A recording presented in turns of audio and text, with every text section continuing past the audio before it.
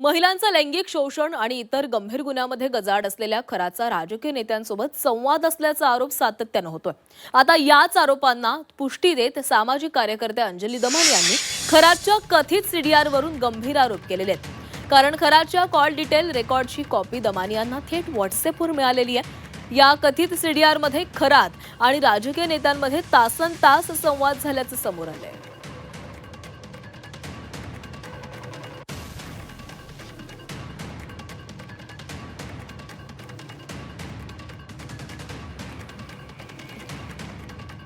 रुपाली चाकणकर आणि अशोक खरातमध्ये 177 वेळा कॉल झाल्याचा दावा दमानी यांनी केलाय।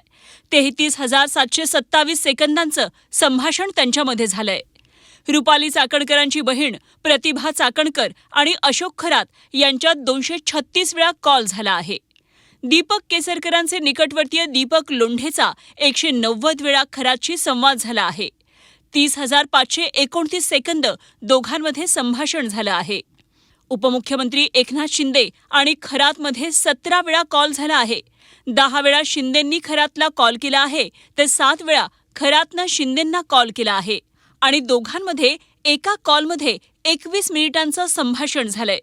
उच्च व तंत्र शिक्षण मंत्री चंद्रकांत पाटील यांचा देखील खरातसोबत संवाद झाला आहे। दोघांमध्ये 8 वेळा कॉल झालेला आहे। राष्ट्रवादीचे प्रदेशाध्यक्ष सुनील तटकरे आणि खरातमध्येही संवाद झाला आहे। 8 वेळा या दोघांमध्ये संभाषण झालं आहे। अशोक खरात आणि सांस्कृतिक मंत्री आशिष शेलार यांच्यामध्ये देखील संवाद झालाय।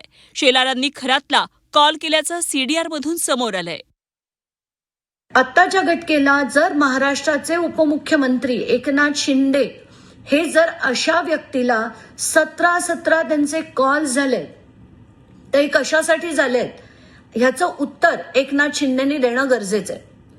चंद्रकांत पाटील जे भाजपचे पूर्व मंत्री होते त्यांचे 8 कॉल्स आहेत। सुनील तटकरे यांचे 8 कॉल्स आहेत आणि आशिष शेलार यांचा देखील 1 कॉल आहे। आता हे मी नॉर्मल कॉल बद्दल बोलतेय। अत्यंत योग्य पद्धतीने चौकशी चालू आहे, त्याचा पर्दाफाश करण्याचं काम करतात। हा भोंदू बाबा एका प्रकरणात अडकलेला नाही तर अनेक प्रकरणामध्ये अडकलेला आहे। बलात्कारच आहे का? नाही। तर मनी लॉन्ड्रिंग आहे का? नाही। तर आणखीन काय काय आहेत? अहो, काही लोकांनी जीव दिल्याचे सुद्धा काही प्रकार समोर येत आहेत। म्हणून मी सर्वांना विनंती करतो की हे राजकारणाकडे त्याला टर्न देऊ नका।